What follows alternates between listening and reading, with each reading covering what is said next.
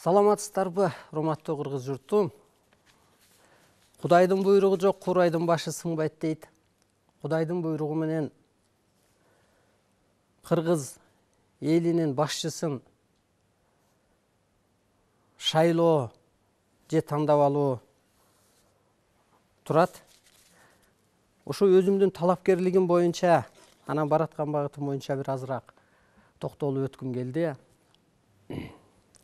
Эң биринчи эле маселе бүгүнкү күндөгү адамзаттын оор акыбалы, мына дүйнөдөгү сырдуу кубулуштар, табигый кырсыктар, улуттар аралык үй бүлөлүк пикир келишпестиктер, аты жөнү аныкталбаган оор сыркоолор, мейли ракпы, шишикпи, писихпи, вирустун түрлөрүбү. Бул адамзатка келгенден кийин бул кыргыз журтуна келет. Эң биринчи менин оюм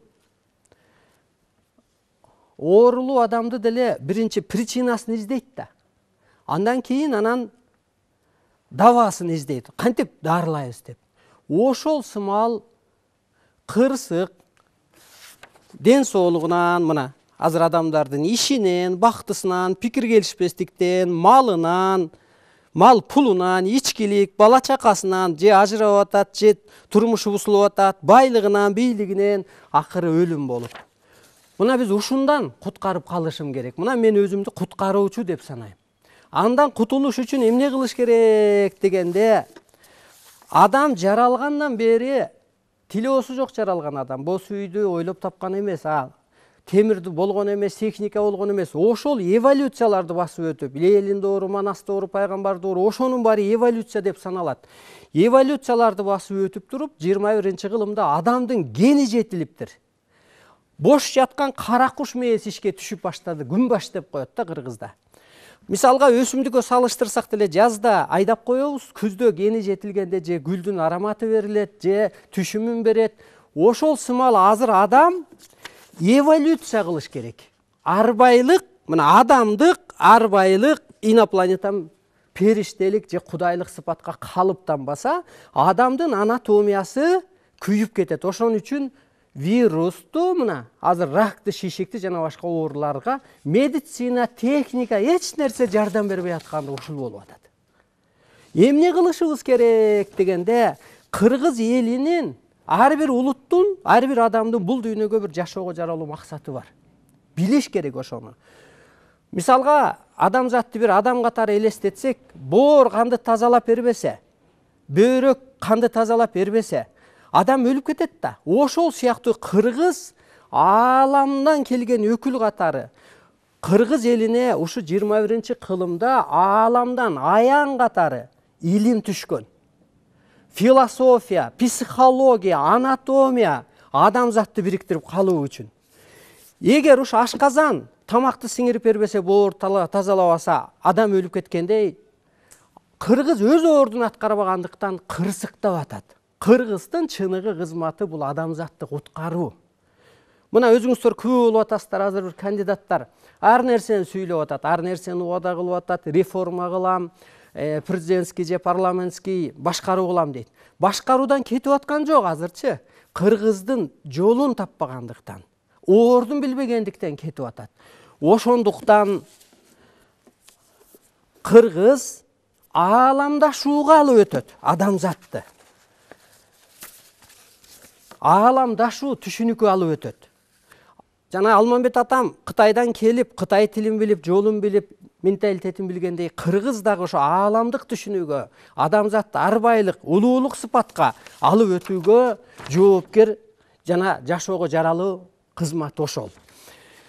Адам көп жыл жашагандыктан гени сөөгү жетилип, мисалга мен адамдык, арбайлык, ошо кудайлык этапка өтүп алгам. Ошондуктан мен өзүмдү сот катары көрүп, кыргыз журту дүйнөнү башкарат деп атса, кыргыз журтун басынткан, мен Кытайга вирус жөнөттүм, куюн жөнөттүм, булут жөнөттүм дегеним бул чындык. Аалам жоюлуп кетти, мындайча айткандачы. Адамды кийди. Же болбосо Алла ааламда бир аксакал эмес отурган, же Меккеде, же медреседе, Мединада. Ал корпус эмес, ал бир энергия, мазардын ээси бар, мойдун ээси бар, ал көрүнбөйт, бирок энергия. Ошо сыяктуу энергия мени кийген дагы, мен ошон үчүн экономикасы көтөрүлүп дүйнөнү башкарам деген мамлекеттерди экология аркылуу башкарып атам. Мен эгер Кудай жаны кийбесе, мен ошо эме бул история өзү, Сооронбай Жээнбеков, сени сезонуң бүттү. Мирным путем должны передать ты власть. Бир эле талап койгом, сен доордун талабын билбейсиң деп. Менига мына бул жөн эле мындай мисал катары айтып атам. Мага иш козгоду. Анын байлыгы же бийлиги, же амалы, же закону, же башкаруусу сактап калган жок. Же сыйынып жүргөн Алласы сактаган жок. Мына кыргыз сыйкыр касиетке ээ болгон Арстан Алай жалган адамды, жан дүйнөсү жарды адамдарды бийлигинен алып түштү. Ошол сымал, урматтуу улуу журтум, сиздер президент тандабаңыздар. Дүйнөдө өнүккөн мамлекеттердин президенттери, окумуштуулары, медиктери, Европарламент миллиарддаган пулдары бар. Элин куткара албай атат. Сиздер куткаруучу ким экенин, көктөн бурулган адам ким экенин ошону таанып алыңыздар. Ааламдын буйругу экен. Мен ошондо мынтип жазгам Сооронбай Жээнбековго. Сооронбай Жээнбеков, мен сизди куткарып калгым келип атат. Я хочу спасти вас деп жазгам. Ааламдын буйругуна айла жок экен. Ааламдык мыйзамга каршы чыкпагыла, кыргыздар. Ааламдан буйрулган адамга да каршы чыкпагыла.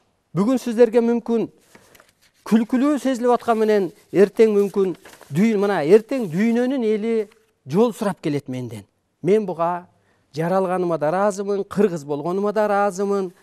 Ошондуктан улуу кыргыз улуулугун тааныбаса, улуттарды ээрчип адашса, ар улуттун улагасында калат.